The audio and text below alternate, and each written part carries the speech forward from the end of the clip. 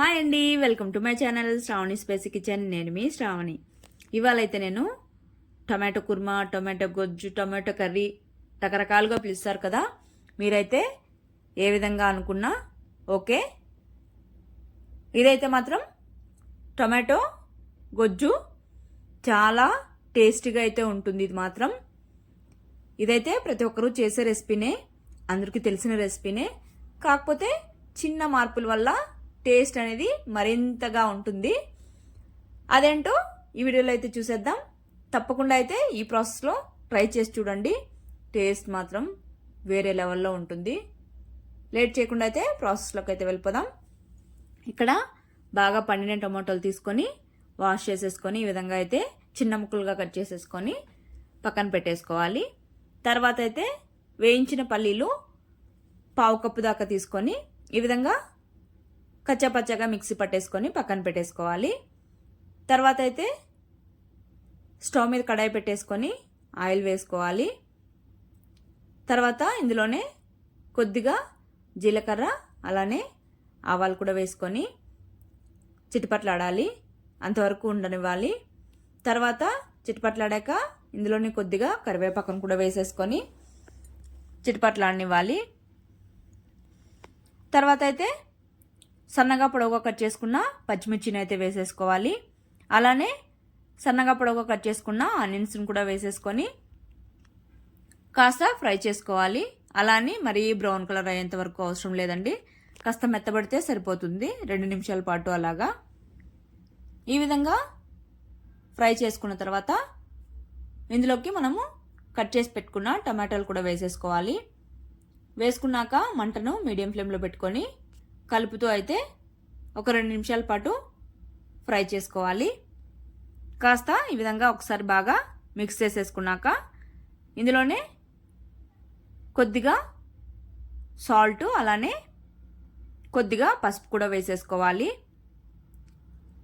వేసుకున్నాక కాస్త పసుపు అనేది పచ్చివాసన పోయేంత వరకు ముందుగా అయితే ఫ్రై చేసేసుకోవాలి. ఈ విధంగా అయితే కలుపుతూ ఫ్రై చేసేసుకోవాలి. ఈ విధంగా కాస్త ఫ్రై అయ్యాక మూత పెట్టుకొని 2 to 3 minutes అయితే కుక్ చేసుకోవాలి. ఇందులోని వాటర్ అన్నీ ఇంకిపోయి కాస్త దగ్గర పడేంత వరకు మూత పెట్టుకొని మధ్య మధ్యలో కలుపుతూ అయితే ఫ్రై చేసుకోవాలి. అలానే వదిలేసామంటే అడుగు అనేది అంటేస్తుంది ఏ కర్రీకైనా కూడా.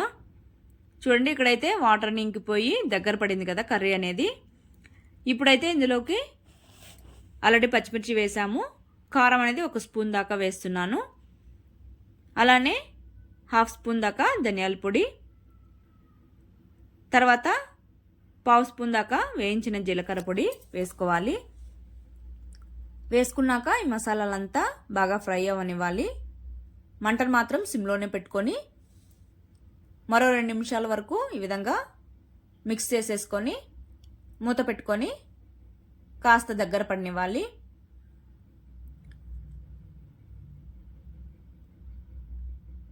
ఈ విధంగా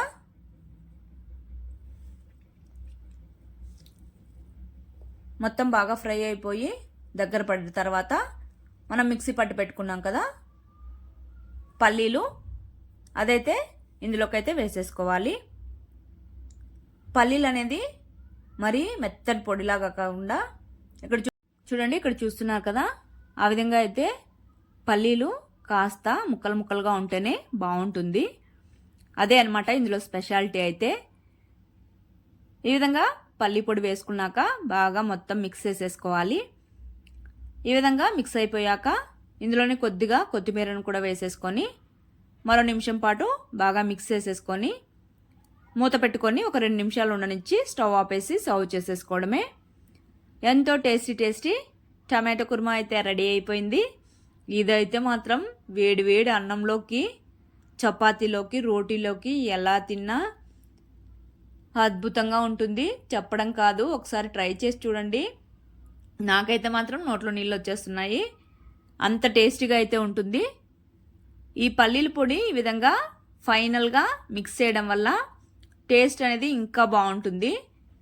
ఈ కర్రీకి అయితే మరింత టేస్ట్ని ఇస్తుంది ఈ పొడి అయితే.